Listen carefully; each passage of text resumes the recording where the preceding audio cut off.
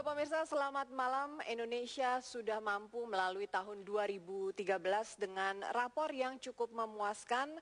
Pertumbuhan Indonesia ternyata hanya kalah dengan China dalam kelompok negara G20. Kemudian juga inflasi, neraca perdagangan dan kuota BBM bersubsidi ini masih relatif tetap terjaga. Pemirsa, namun tahun 2014 sepertinya akan menjadi tahun yang cukup sulit di tengah bayang-bayang dari kebijakan tapering off program stimulus Bank Sentral Amerika atau The Fed, ditambah dengan current account defisit kita yang membahayakan nilai tukar rupiah. Lalu bagaimana upaya untuk memperbaiki fundamental ekonomi kita di tahun 2014 ini?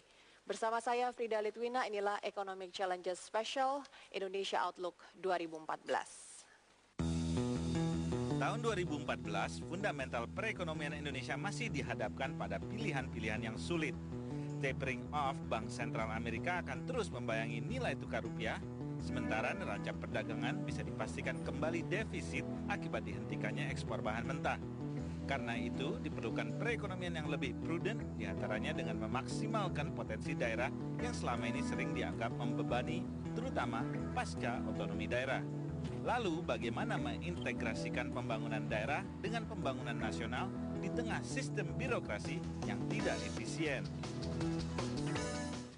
Ya, pemirsa, untuk membahas perekonomian Indonesia di tahun 2014 dan apa peran dari daerah dalam meningkatkan daya saing pembangunan ekonomi nasional, sudah hadir bersama saya 7 orang narasumber. Saya akan perkenalkan dari yang paling ujung kanan saya ada Pak Anton Supit, beliau adalah Ketua Apindo. Selamat malam Pak Anton, terima kasih sudah hadir bersama kami.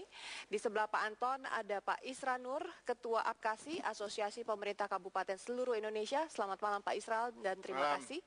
Di sebelah Pak Isran ada Pak Irianto Lambri, Pejabat Gubernur Kalimantan Utara. Pak Irianto, terima kasih dan selamat malam. Selamat malam, Assalamualaikum warahmatullahi wabarakatuh.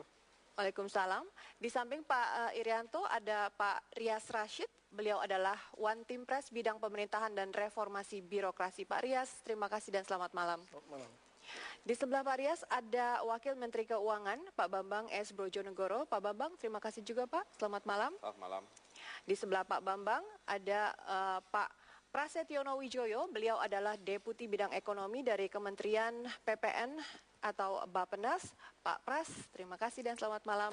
Dan yang terakhir adalah Ibu Afiliani, Sekretaris dari Komite Ekonomi Nasional sekaligus Ekonom Indef. Mbak Afi, terima kasih Mbak. Selamat malam juga. Malam. Baik pemirsa, kita akan mulai bincang-bincang mengenai ekonomi Outlook 2014 ini dengan menilai apa yang sudah terjadi di tahun 2013.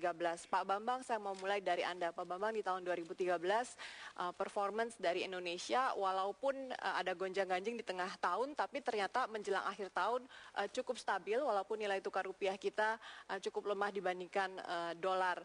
Pak Bambang, apakah menurut Anda ekonomi tahun 2014 lebih kurang masih akan seperti ini? Ya.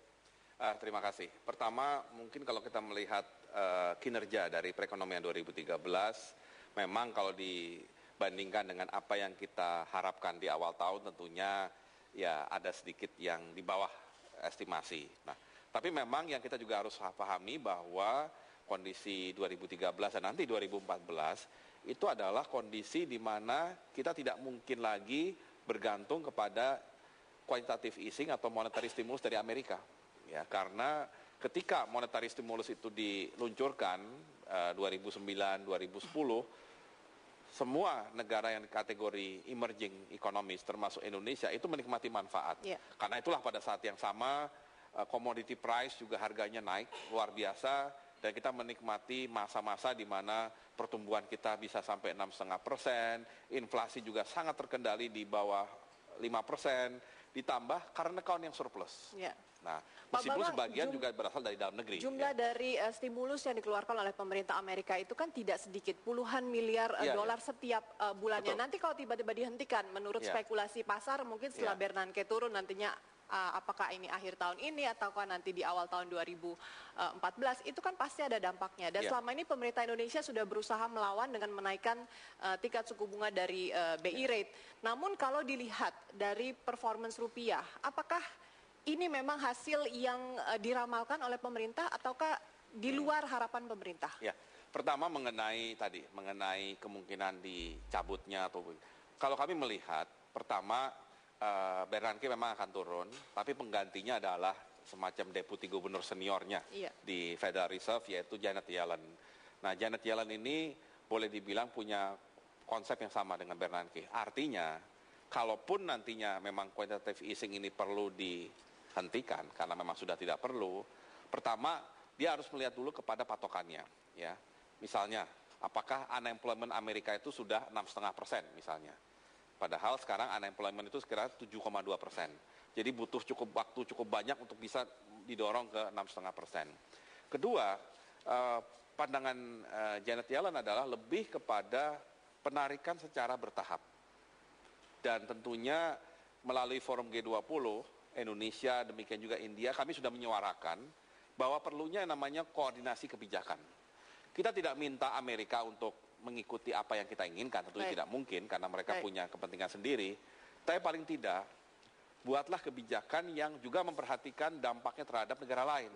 Karena selama ini yang kena tuh bukan hanya Indonesia atau India, praktis semua emerging ekonomi kena, cuma beda aja skalanya. Di Amerika dan mempengaruhi perekonomian global. Kita mulai dari dalam negeri. Pak Anton, Anda sebagai pengusaha, apa yang Anda rasakan sekarang ini adalah nilai tukar rupiah terhadap dolar melemah, bahkan sempat menyentuh level 12.000, kemudian upah buruh juga ikut meningkat, BBM juga meningkat. Apa proyeksi Anda di tahun 2014, Pak? Kesalahan pemerintah kita ini menghitung fundamental ekonomi hanya atas dasar macro policy, fiskal dan moneter. Tidak mengkalkulasikan masalah daya saing. Nah, padahal kalau kita bicara daya saing sesuai World Economic Forum, ada 12 pilar, antara lain tentunya makroekonomik dan infrastruktur, tetapi juga masalah kesehatan, pendidikan, masalah ketersediaan teknologi dan lain-lain. Nah, disinilah peran pemerintah daerah juga. Jadi kita tidak bisa bicara daya saing hanya di level pusat. Apalagi kita tahu bahwa kalau kita bicara semestinya kita harus punya transformasi ketenaga kerjaan. Korea tahun 65 itu 95% pertanian.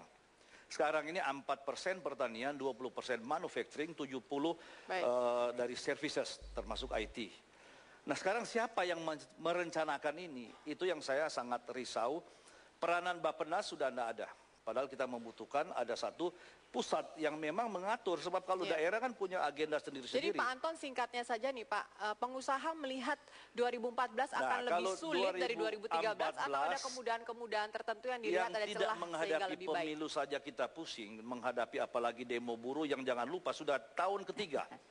Dan karena saya deal dengan buyers internasional, sangat tahu bahwa tahun pertama saja mereka sudah risau dan menanyakan kepada kita katakan ini kebobolan. Tidak akan terjadi. Terjadi tahun kedua dan sekarang tahun ketiga. Akibatnya apa? Banyak yang sudah mengalihkan order ke negara lain dan bukan hanya Indonesia yang perlu. Nah, oleh karena itu kedua ada tahun politik.